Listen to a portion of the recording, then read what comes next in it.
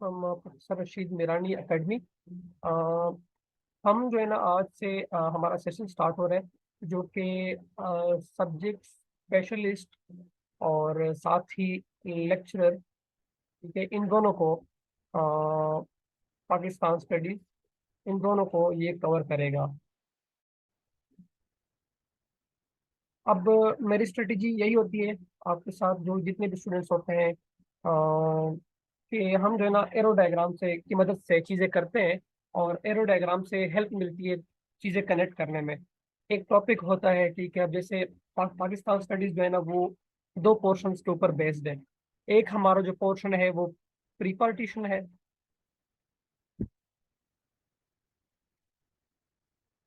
और दूसरा जो है वो हमारे पास पोस्ट पार्टीशन है।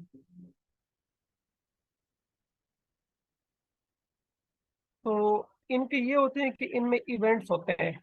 इवेंट्स को हम देखेंगे, एक इवेंट उठाएंगे। फॉर एग्जांपल हमने स्टार्ट किया 1857 से, ये यहाँ पे 1857 से हमने स्टार्ट किया, तो हम गए 1947 तक।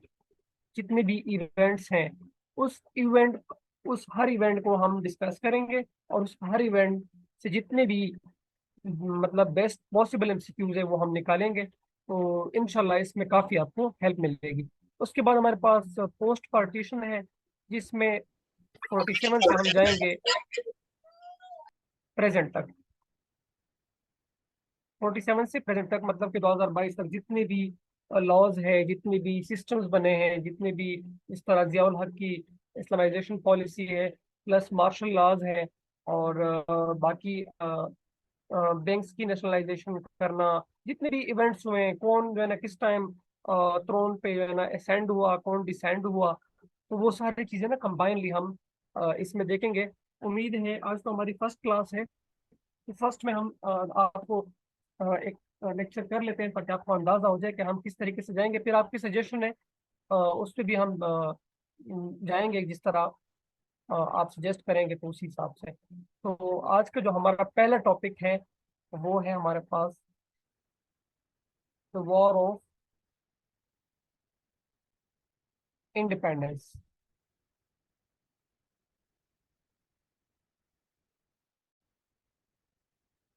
इसकी डेट ये कब हुई थी, वॉर ऑफ इंडिपेंडेंस कब हुई थी? 1857 में हुई थी। ये तो आपको नहीं भूलेगा कभी भी।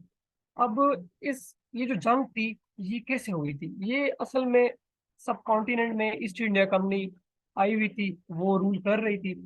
तो उसी हिसाब से वहां पे हिंदूज भी थे, मुसलमान भी थे। हिंदूज और मुसलमान आपस में थोड़े से कोalition में थे, लेकिन वो ब्रिटिश के साथ रहना पसंद नहीं कर रहे थे कि ब्रिटिश हम हमारे ऊपर रूल करे और मेजोरिटी सीट्स उनकी हो और डोमिनियन उनका हो। तो उस चीज को वो लाइक नहीं कर रहे, डिसलाइक कर रहे थे, जिसकी बिना पे फिर वॉर ऑफ इंडिपेंडेंस हुई। अब वॉर ऑफ इंडिपेंडेंस के बहुत सारे रीजंस है, मतलब अगर देखा जाए तो वैरायटी ऑफ रीजंस है इसके कि क्यों हुई ये जंग। रीजंस इसके वैरायटी है, लेकिन कुछ रीजंस इसके ये थे कि कुछ लोग इसको कहते हैं कि वे ऑफ लाइफ उनका क्रिश्चियनिटी था ब्रिटिश का, मुसलमानों का इस्लामिक वे ऑफ लाइफ था, और सिमिलरली हिंदुओं का हिंदुइज्म है। तो मुसलमान और हिंदू तो आपस में मिल गए थे, वो तो कह रहे थे कि चलो ठीक है, हम आपस में कर लेंगे, लेकिन इनको हम भगाएं यहाँ से। तो इस जंग का जो पहला एमसीक्यू है वो हम देखें कि ये जंग स्टार्ट कब हुई थी, जंग की स्टार्टिंग डेट क्या थी।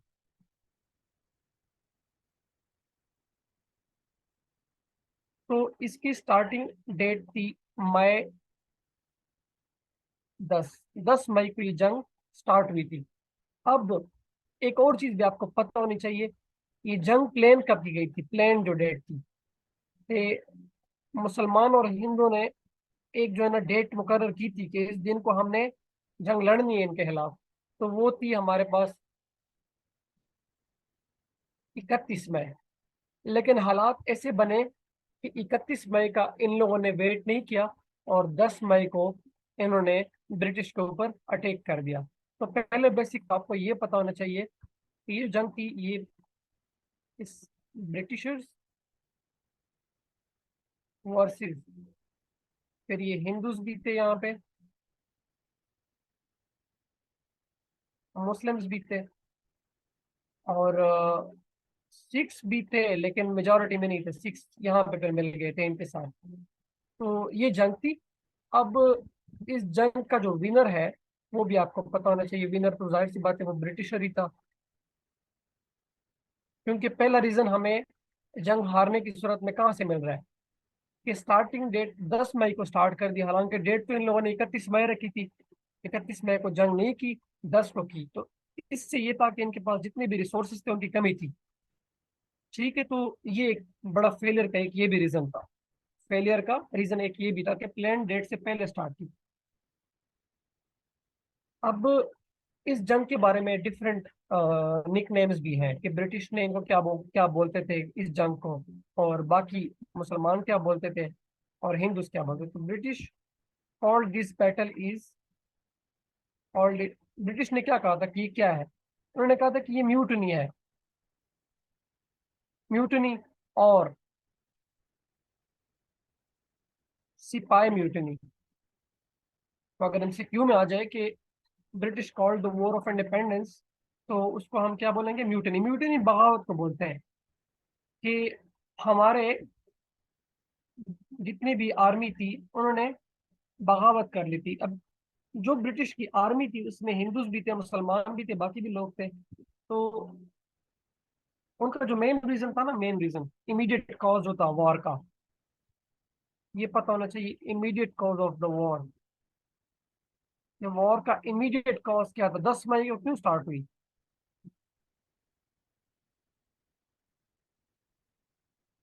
तो इसका आंसर ये है कि ग्रीज्ड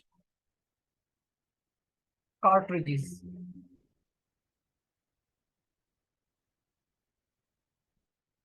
तो ग्रीस कार्ट्रिजेस का मतलब ये था कि वो काऊ के फेट से जो है ना वो बुलेट्स बनाते थे, तो उसी से रिलीज करते थे ताकि वो जैसे ऑयल हम लगाते हैं किसी भी गन के ऊपर ताकि वो फ्लेक्सिबल चले, तो उससे वो ग्रीस कार्ट्रिजेस की वजह से ये एक हिंदू सिपाही ने देखा और उसने ये बात फैला दी, और फिर वो बात ऐसे फैल गई कि बिल्कुल with blink of an eye it spread all over the सब कॉन्टिनेंट।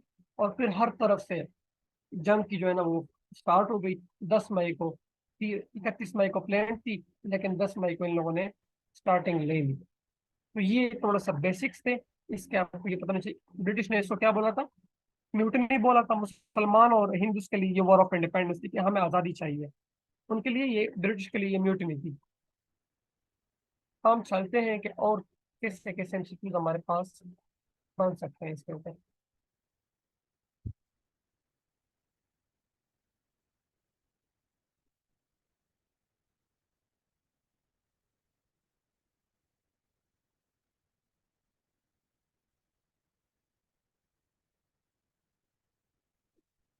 अच्छा, इसके जो रिजल्ट्स थे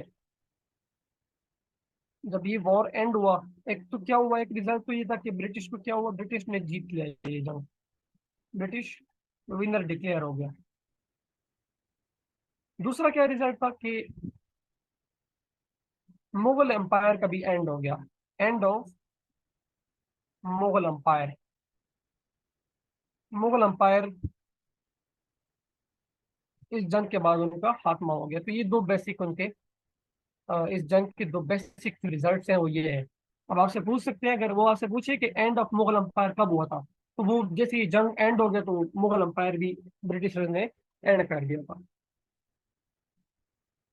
अब एक और मेजर एमसीक्यू है हमारे पास जिसको कि वॉर ऑफ इंडिपेंडेंस स्टार्ट कहाँ से हुई थी, किस जगह से हुई थी, स्टार्टेड फ्रॉम। तो इसको मीरूद भी बोलते हैं और मिराद भी बोलते हैं। जो ऑप्शन में होगा वो आपने ऑप्शन में क्लिक करना है, वो आपने लगाना है। जब मुगल एम्पायर को उन्होंने एंड किया, मुगल एम्पायर को क्या किया, एंड किया, तो मुगल का जो किंग था, मुगल का जो किंग था उनको कहाँ पे डिपोर्ट किया गया?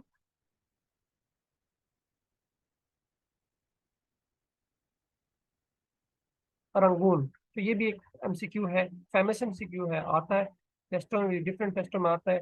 और सब्जेक्ट स्पेशलिस्ट में भी ये एमसीक्यू रिपीट हुआ है। तो ये आप बर्मा या रंगून, इनको आप कह सकते हैं कि मुगल किंग को फिर डिपोर्ट किया गया। उनको पता था, अंग्रेजों को ये बात पता थी कि अगर मुगल किंग को हमने खत्म ना किया ना, अगर मुगल एम्पायर का हमने एंड नहीं किया ना, तो ये बड़ी कुवत के साथ आएंगे और फिर हमें ये मतलब निकाल लेंगे। अब आपने ये याद रखना है कि पाक स्टडीज में जितने भी इवेंट्स होते हैं, हम जो प्री पार्टीशन में पढ़ रहे हैं उसमें एक एमसीक्यू तो वो जरूर डालते हैं कि अ, उस टाइम में, मतलब कि 1857 में फिर वो कौन था, गवर्नर जनरल कौन था। ठीक है, तो आपको ये पता होना चाहिए। फिर उसके बाद उस टाइम वायसराय कौन था, कोई भी इवेंट हो उसके उस टाइम वायसराय कौन था, तो वो भी आपको पता होना चाहिए। तो ये आपको पता है कि 1857 में जब ये जंग हो रही थी, ड्यूरिंग दैट रिवोल्ट, तो उस टाइम ये गवर्नर जनरल को मैं शॉर्ट लिख रहा हूँ जी जी से, ठीक है। ये हमारे पास कौन था गवर्नर जनरल ड्यूरिंग 1857? तो वो लॉर्ड कैनिंग था, लॉर्ड कैनिंग। और आपसे ये भी पूछ सकते हैं, ये एमसीक्यू मैं और निकाल रहा हूँ एक्स्ट्रा, कि Lord Canning was the first viceroy of सब कॉन्टिनेंट, पहला वाइसरॉय भी ये था। तो गवर्नर जनरल 1857 में कौन था, लॉर्ड कैनिंग था। और लॉर्ड कैनिंग क्या था, फर्स्ट वाइसरॉय था सब कॉन्टिनेंट का। तो ये एमसीक्यू भी पूछा जा चुका है, इसलिए मैंने ये आपको यहाँ पे हिंट दे दिया एडवांस में। अब आपसे वो पूछ सकते हैं कि फर्स्ट गवर्नर जनरल जो था, फर्स्ट गवर्नर जनरल इंडिया का,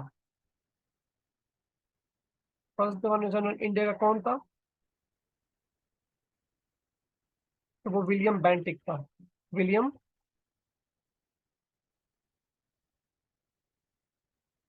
बेंटिंक। और फर्स्ट वाइसरॉय कौन था, तो वो आपको यहाँ से पता चल गया, first governor general William Bentinck था, फर्स्ट वाइसरॉय लॉर्ड कैनिंग था। अब नेक्स्ट पेज के ऊपर हम चलते हैं कि हमारे पास और जितनी भी चीजें बनती हैं, तो वो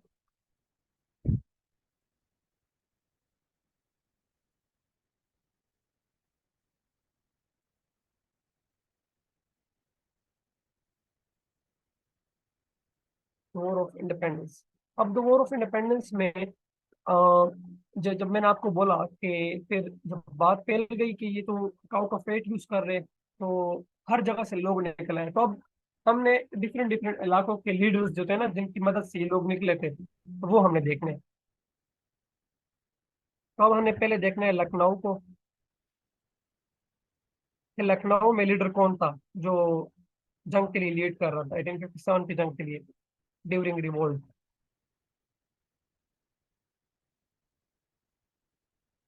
लखनऊ का लीडर कौन था ड्यूरिंग रिवोल्ट? उसका नाम था बेगम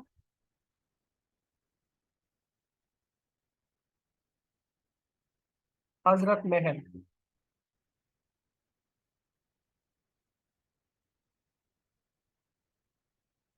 उसके बाद हमने देखना है कि झांसी, ये फेमस है, ये एमसीक्यू में पूछे जा चुके हैं, इसलिए मैं आपको ये बता रहा हूँ। झांसी लीडर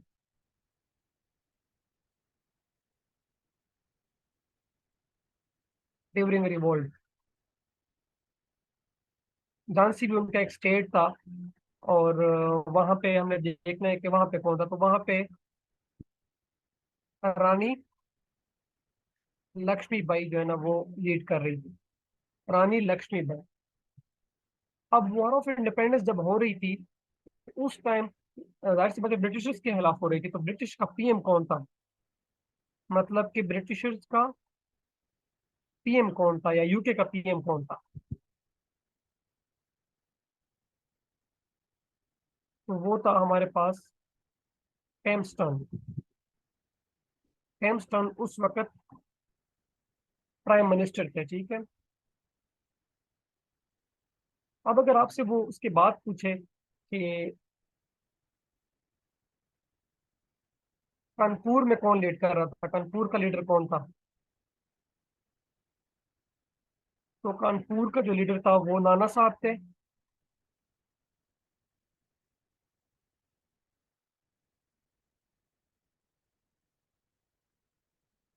सिमिलरली दिल्ली दिल्ली का लीडर कौन था? दिल्ली का बहादुर शाह जफर टू था, जो मुगल किंग था। उन्होंने भी अपनी एक फोर्स निकाली थी। बहादुर शाह जफर टू थे। तो इसलिए उसको एग्जाइल ने भेजा, कहाँ भेजा? रंगून भेजा उसने, रंगून भेजा।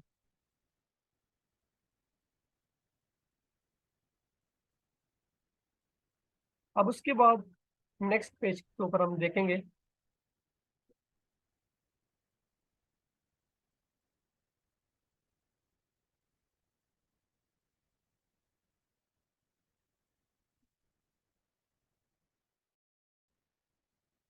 The war of independence. अब हम देखेंगे कि ये जो सिपाही म्यूटनी का वर्ड था, सिपाही म्यूटनी, इस जंग को इन लोगों ने कहा कि ये सिपाही म्यूटनी है। ये जितनी भी फौज है उनकी बगावत है। तो ये वर्ड जो था वो किसने फर्स्ट कॉइन किया था? तो हम लिखेंगे कि दिस वर्ड सिपाही म्यूटनी फर्स्ट कॉइन्ड बाय। ये वर्ड जो कॉइन किया था वो विनायक दमोदर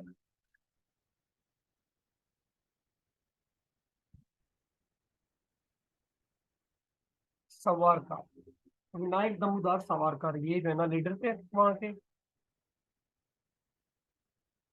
और उन्होंने क्या किया था? ये सिपाही म्यूटनी का वर्ड फर्स्ट कॉइन किया था।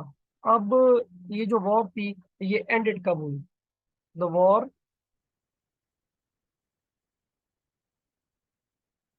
Ended in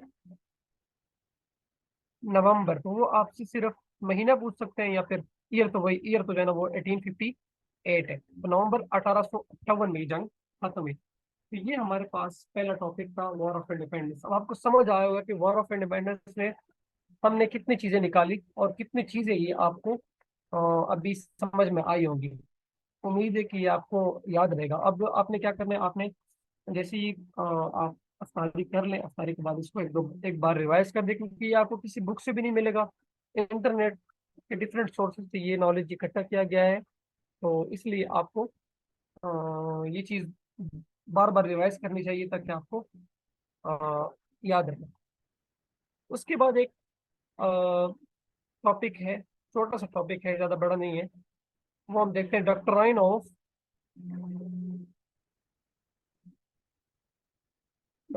lapse. अब डॉक्ट्राइन ऑफ लैप्स क्या था? तो ये क्या थी डॉक्ट्राइन ऑफ लैप्स? अगर आपसे पूछे कि डॉक्ट्राइन ऑफ लैप्स क्या है, तो ये एक एनेक्सेशन पॉलिसी थी।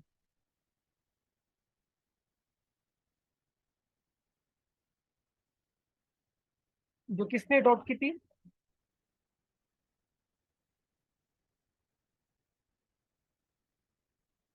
ईस्ट इंडिया कंपनी ने।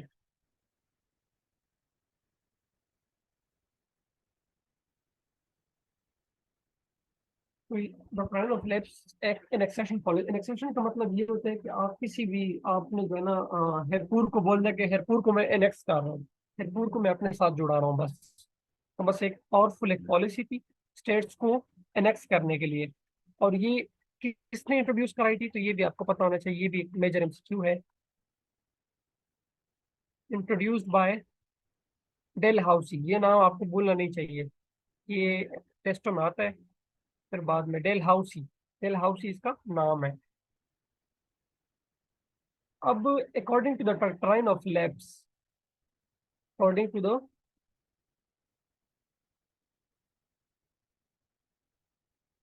डॉक्ट्राइन ऑफ लैप्स, अब according to doctrine of lapse में स्टेट्स जो है ना, कौन सी स्टेट्स हाँ एनेक्स कर लिए थे? स्टेट जितने भी एनेक्स हुए, स्टेट्स एनेक्स्ड, तो वो पूछ सकते हैं आपको टेस्टों में। ये एमसीक्यू आते हैं कि according to doctrine of lapse मतलब जितने भी स्टेट्स ये थे। तो अब आपसे एक एक स्टेट पूछ सकता है कि कौन कौन से स्टेट्स। तो आपको पता नहीं चाहिए कि जयपुर को कब किया एनेक्स, जयपुर को कब एनेक्स किया?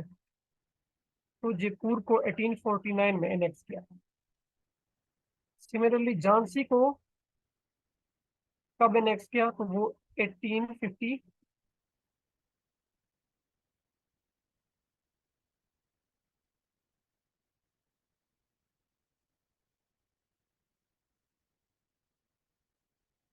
1853 में एनेक्स किया।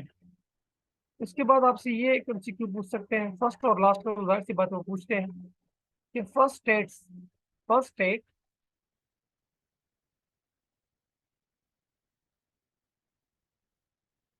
Annexed under doctrine of lapse. तो ये मैं डीएल लिख रहा हूँ। कौन सा स्टेट था जिसको वो किया था? तो फर्स्ट स्टेट था वो सतारा था। सतारा स्टेट जिसको एनेक्स किया था वो कब हुआ था? 1848 में। 1848 में सतारा को किया, 1849 में जयपुर को किया, 1853 में झांसी को किया। और जो लास्ट स्टेट था, ये एमसीक्यू एफपीएससी में भी आया है, लास्ट स्टेट नेक्स्ट। तो लास्ट स्टेट जो था, बड़ा फेमस नाम है। लास्ट स्टेट जो था वो अवाध था। अवाध 1856 में इसको एनेक्स किया था, अवाध को। तो फर्स्ट स्टेट कौन सा था? सतारा। सेकंड स्टेट हमारे पास जयपुर। थर्ड पे हमारे पास झांसी। और फोर्थ पे इन लोगों ने एनेक्स किया हमारे पास अवाध पे। तो ये एक मेजर वो था, हमारे पास पॉलिसी थी गवर्नमेंट की, ईस्ट इंडिया कंपनी की, कि उन्होंने ये चीज जो है ना वो उस तरीके से चलाई है। तो आपने इसको देखना है, स्टेट्स देखने हैं, और डॉक्ट्राइन ऑफ लैप्स आपने देख लिया कि ये एक एनेक्सेशन पॉलिसी थी। क्या थी? ये एक एनेक्सेशन पॉलिसी थी। अब हम नेक्स्ट टॉपिक के ऊपर चलते हैं। अभी एक टॉपिक में आपको पोस्ट पार्टीशन से ही बता देता हूँ ताकि आपको आइडिया हो जाए। फिर बाकी हम सीक्वेंस वाइज चलेंगे, लाइक हम फिर 1857 से स्टार्ट किया, तो हम पहले 1947 तक पहुंचाएंगे। उसके बाद हमने फिर आगे वाले इवेंट्स करने हैं। ये ऑब्जेक्टिव रेजोल्यूशन पोस्ट पार्टीशन से है, तो मैं आपको ये आज करवा लेता हूँ ताकि आपको पता चल जाए कि पोस्ट पार्टीशन और प्री पार्टीशन में फर्क क्या है, चीजें कैसी होंगी। तो आपको दोनों का टेस्ट मिल जाए तो आपको फिर पता चल जाएगा। अब ऑब्जेक्टिव रेजोल्यूशन पे भी काफी एमसीक्यूज आते हैं कि ऑब्जेक्टिव रेजोल्यूशन कब पास हुआ। करारदाद पाकिस्तान, करारदाद भी बोलते हैं। तो ये एमसीक्यू आप बिल्कुल रट लें, इसको 5-6 मरतबा याद कर लें ताकि आपसे भूले नहीं। ये अक्सर लोग मिस्टेक करते हैं इसमें। तो 12 मार्च 1949 को जो है ना ये पास हुआ था। ये आपका एमसीक्यू आएगा। बाकी प्रेजेंटेड ऑन ये आपसे नहीं पूछते, वो आपसे पूछते हैं जिस दिन ये पास हुआ हो, जिस दिन ये आपका पास हुआ हो, तो आपको ये पता होना चाहिए। आपसे वो पूछ सकते हैं कि ये किसने प्रेजेंट की थी, ऑब्जेक्टिव रेजोल्यूशन पार्लियामेंट में किसने प्रेजेंट की थी? तो ये लियाकत अली खान ने प्रेजेंट की।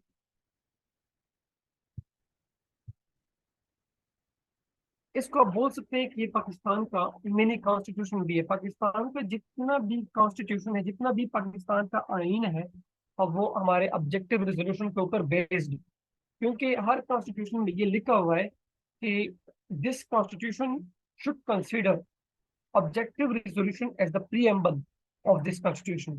तो एक ये प्रीएम्बल है कॉन्स्टिट्यूशन का। कॉन्स्टिट्यूशन के जितने भी आइन है, जितने भी उसमें आर्टिकल्स है, जितने भी उसमें सेक्शंस है, वो ऑब्जेक्टिव रेजोल्यूशन के ही है। अगर आज हमारे पास 1973 का आइन चल रहा है, तो ये आप जरा ऑब्जेक्टिव रेजोल्यूशन पढ़ लें तो आपको सारे पॉइंट्स ऑब्जेक्टिव रेजोल्यूशन में मिलेंगे। क्योंकि ऑब्जेक्टिव रेजोल्यूशन क्या है आइन का, कि आपको ये भी एक एमसीक्यू है कि ये प्रीएम्बल है। ऑब्जेक्टिव रेजोल्यूशन क्या है? हमारे आइन का प्रीएम्बल है। अब इसमें डीपली हम जाते हैं कि कौन कौन से, तो इसमें जब ये प्रेजेंट किया गया, अ, ये भी एक मिनी कॉन्स्टिट्यूशन के तौर पर ट्रीट किया गया कि क्या है ये मिनी कॉन्स्टिट्यूशन है, और ये ही पाकिस्तान की आइन की क्या है, फाउंडेशन है। तो अगर आपसे पूछे कि the foundation of constitution of Pakistan is objective resolution, यहाँ से पाकिस्तान का आइन बना था। अब उसके बाद ये था कि जब ऑब्जेक्टिव रेजोल्यूशन को पेश किया गया तो 75 की स्ट्रेंथ में 21 ने इसके अगेंस्ट वोट किया। 21 वोटेड अगेंस्ट इट, ये पास ना हो। उसमें कुछ हिंदूज भी थे। हिंदूज कह रहे थे कि आप लोगों ने हर आर्टिकल, हर सेक्शन में इस्लाम का वर्ड यूज किया हुआ है, आपने हर सेक्शन में इस्लाम के साथ साथ बाकी भी वर्ड यूज किए हुए हैं कि the sovereign authority belongs to Allah. और ये बात उनको चुभ रही थी। जितने भी हिंदूज थे ना, उनको ये बात चुभ रही थी कि ये आप लोगों ने ऐसा क्यों किया, क्योंकि वो माइनॉरिटी में थे हमारे साथ। तो वो उन्होंने इसके खिलाफ तो 21 बंदे थे जिन्होंने अगेंस्ट वोट डाला। तो उस टाइम के हमारे पास फॉरेन मिनिस्टर कौन थे, एफएम कौन थे, वो जफरुल्लाह खान थे।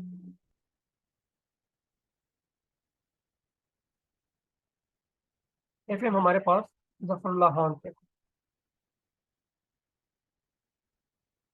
अब जो असेंबली में जो लोग थे, non Muslim, total non Muslim members कितने थे, ये आपसे पूछ सकता है।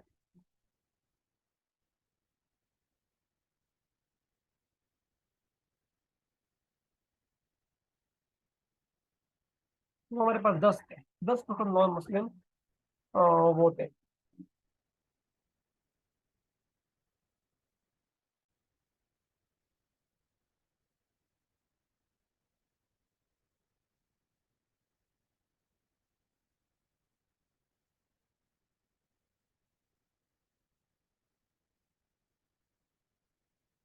अब 21 बंदों ने क्या किया, इसको अपोज किया। अब इसमें एक मुस्लिम मेंबर भी था, मुस्लिम मेंबर जिसने अपोज किया था। हालांकि मुसलमान को तो एक्सेप्ट करना चाहिए था, तो एक मुस्लिम मेंबर भी थे जो हिंदूज के हक में बोल पड़े, जिन्होंने अपोज किया था। तो उनका नाम क्या था, उनका नाम था मियां मोहम्मद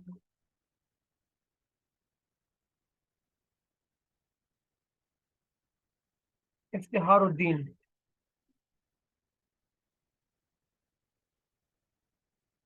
मियां मोहम्मद इफ्तिहारुद्दीन उनका नाम था, जिन्होंने इसको वो किया था। अब जो मैंने आपको इससे पहले बताया कि ये एज अ प्रीएम्बल है, जितने भी पाकिस्तान के आइन बने ये इसका प्रीएम्बल है, ये उसका एक शॉर्ट फॉर्म है। चाहे वो 1956 का आइन हो, चाहे वो 1962 का हो, चाहे वो 1973 हो, ये उसका प्रीएम्बल है। तो ये किस आर्टिकल में लिखा हुआ है, तो ये हमारे पास जो एट्थ अमेंडमेंट थी, एट्थ अमेंडमेंट में ये बात हुई थी। एट्थ अमेंडमेंट में कि ये हमारे पास क्या करेगा, ये सर्व करेगा as a preamble to all the constitution. और इसने, ऑब्जेक्टिव रेजोल्यूशन ने पाकिस्तान का कौन सा हुलिया बताया था कि पाकिस्तान कौन सी पार्लियामेंट्री स्टेट है, क्या स्टेट है। तो इसने बताया था कि पाकिस्तान एक स्ट्रॉन्ग फेडरेशन होगी। क्या होगी, फेडरेशन, मतलब कि सारी पावर फेडरल के पास होगी। मेन पावर जो होगी वो किसके पास, फेडरल के पास। अब आपके पास एक और एमसीक्यू है कि जो पता होना चाहिए, ऑब्जेक्टिव रिजोल्यूशन जो है हमारे पास, ऑब्जेक्टिव रिजोल्यूशन, ऑब्जेक्टिव रिजोल्यूशन ने बताया कि ये हमारे पाकिस्तान, हमारे पास वो है, फेडरेशन होगा।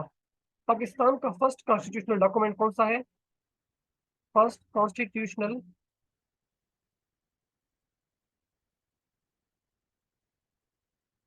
पाकिस्तान फर्स्ट कॉन्स्टिट्यूशनल डॉक्यूमेंट कौन सा है, तो वो क्या है हमारे पास, ऑब्जेक्टिव रिजोल्यूशन। ऑब्जेक्टिव रिजोल्यूशन हमारे पास पाकिस्तान का फर्स्ट कॉन्स्टिट्यूशनल डॉक्यूमेंट है। जो नॉन मुस्लिम्स थे, जितने भी नॉन मुस्लिम्स थे, उन्होंने इस करारदाद के ऊपर क्या कहा कि ये क्या है, थियोक्रेसी है। मतलब कि हर सेंटेंस में अल्लाह का नाम, इस्लाम का नाम, तो हिंदुस कहाँ जाएंगे। तो ऑब्जेक्टिव रेजोल्यूशन को टोटली 5 दिन के लिए डिबेट किया गया। 5 दिन के लिए ये अंडर द डिबेट रहा।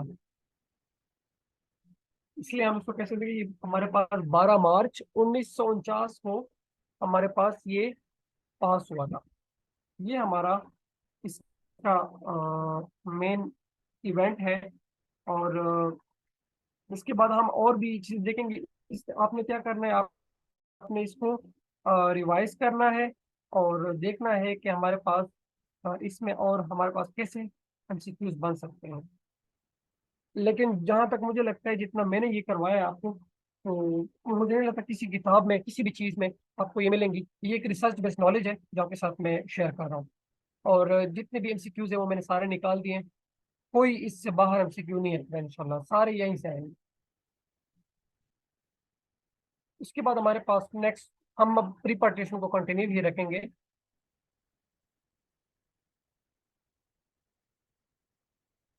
द इंडियन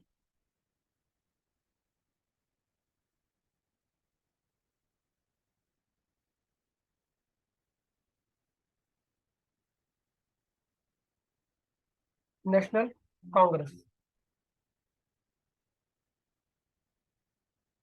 अब इसको हम बोलते हैं शॉर्ट फॉर्म में आईएनसी, इंडियन नेशनल कांग्रेस। ये इंडिया की एक पॉलिटिकल पार्टी थी जो इंडिया को क्या कर रही थी, रिप्रेजेंट कर रही थी।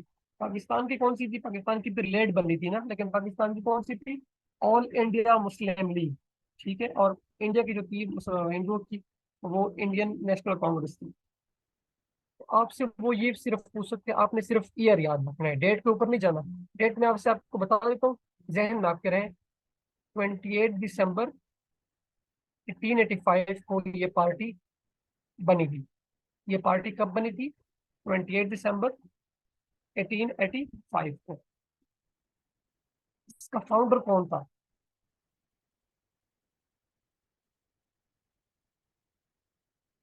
तो इसका फाउंडर भी आपको पता होना चाहिए। ये भी बड़ा फेमस एमसीक्यू है। एलन ऑक्टेवियन ह्यूम, या आपसे वो कह सकते हैं कि ओ ए ओ ह्यूम इसके क्या थे, फाउंडर थे। आईएनसी के फाउंडर कौन थे, ए ओ ह्यूम। अब अगर आपसे वो पूछे, ये मैंने टेस्टों में देखा है कि फिर वो आपसे एसोसिएशन बनाते हैं। ए ओ ह्यूम का उसने पूछा है कि ये कौन है, तो ये एक सिविल सर्वेंट है। क्या है, सिविल सर्वेंट है। अब आईएनसी का आपको पता होना चाहिए कि आईएनसी का फर्स्ट प्रेसिडेंट कौन था।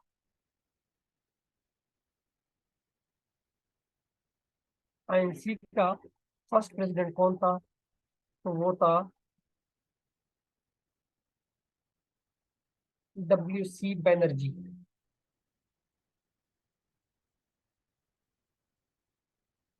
ये इसका फर्स्ट प्रेसिडेंट था। अब इसी पार्टी, ये पार्टी सिर्फ ये की पार्टी, तब तक मुसलमानों की कोई पार्टी नहीं, तो मुसलमानों ने भी इसमें शिरकत की थी, मुसलमान भी इस पार्टी का हिस्सा थे। तो इसका जो फर्स्ट मुस्लिम प्रेसिडेंट था, फर्स्ट मुस्लिम प्रेसिडेंट, आईएनसी का फर्स्ट मुस्लिम प्रेसिडेंट कौन था, बदरुद्दीन तैयब जी। बदरुद्दीन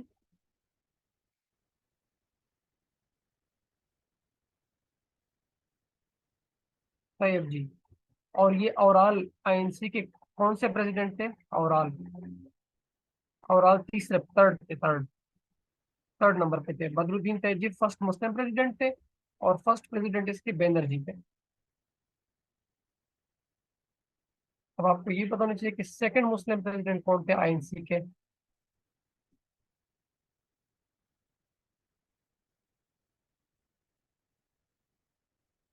सेकंड मुस्लिम हमारे पास थे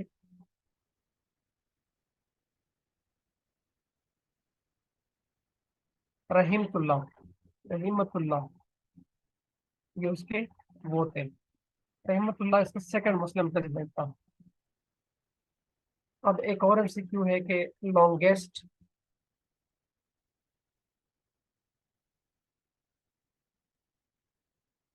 लॉन्गेस्ट सर्विंग प्रेसिडेंट, किसने ज्यादा एज अ प्रेसिडेंट सॉल्व किया आईएनसी को, तो उसका क्या नाम था? तो वो अब्दुल कलाम आजाद।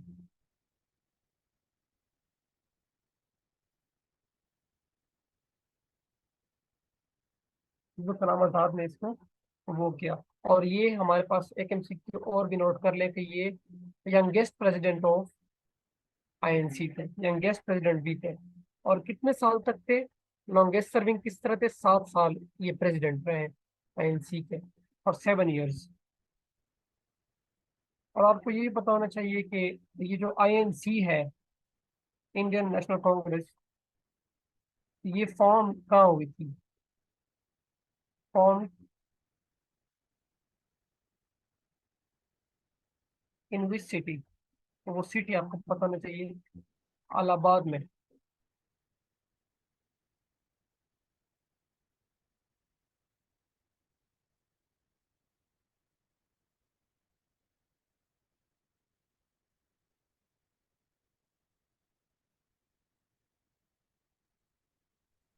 ब्रेक कर ले। जी सर, कर लेते हैं।